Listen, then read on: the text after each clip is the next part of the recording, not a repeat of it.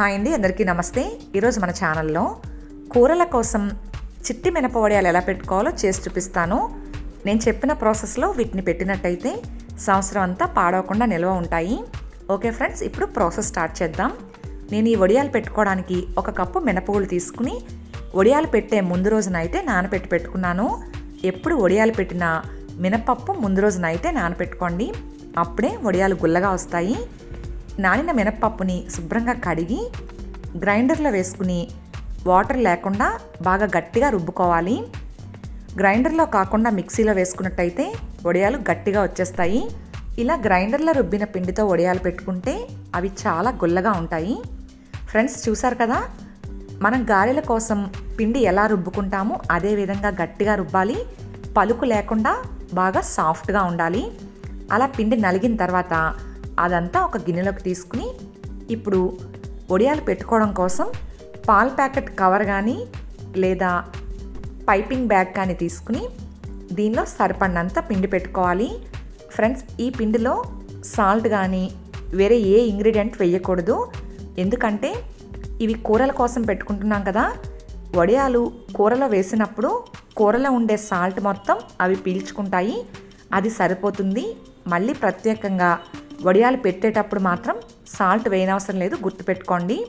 చూసారు కదా, నేను రుబ్బిన పిండిని ఇలా కవర్లో వేసుకుని వడియాలు పెట్టేస్తున్నాను. ఇదే ప్రాసెస్ని మీరు ఫాలో అవ్వండి.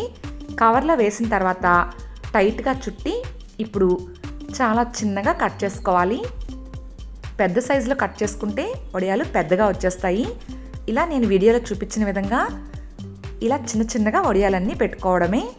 వడియాలు పెట్టుకోవడం కోసం ఎండలో ఒక ప్లాస్టిక్ కవర్ కానీ లేదా కాటన్ క్లాత్ కానీ వేసుకుని ఇలా మనం రుబ్బిన పిండి మొత్తం వడియాలు పెట్టుకోవాలి. ఈ వడియాలు ఎండ ఎక్కువగా ఉన్నప్పుడు పెట్టుకుంటే మధ్యాహ్నానికల్లా ఎండిపోతాయండి. ఎక్కువ టైం అయితే పట్టదు, ఎందుకంటే బాగా చిన్నగా పెట్టుకుంటున్నాం కదా.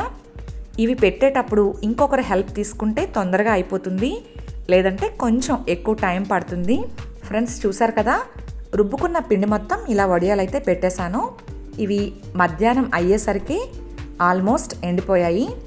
మీకు మధ్యాహ్నం చూపిస్తున్నాను చూడండి. కవర్ మీద నుంచి తీయడం ఎంత ఈజీ అవుతుందో. ఇంకా సాయంత్రం వరకు ఆరబెడితే పాడవకుండా ఎక్కువ రోజులు వీటిని స్టోర్ చేసుకోవచ్చు. సాయంత్రం వరకు ఎండిన తర్వాత ఇలా గలగల సౌండ్ రావాలి. ఇలా వస్తే ఇవి బాగా ఎండినట్టు. ఫ్రెండ్స్, చూసారు కదా, చిట్టి మినప వడియాలు ఎలా తయారు చేసుకోవాలో.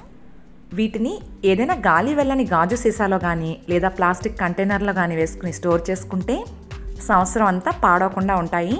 ఫ్రెండ్స్, చూసారు కదా, చిట్టి మినప వడియాలు ఎలా పెట్టుకోవాలో. ఇలా నేను చెప్పిన ఈ ప్రాసెస్లో మీరు తప్పకుండా ఒకసారి ట్రై చేసి ఎలా వచ్చిందో మీ విలువైన కామెంట్ని నాకు తెలియచేయడం మర్చిపోవద్దు. Thanks for watching. Please like, share, comment and subscribe to my channel.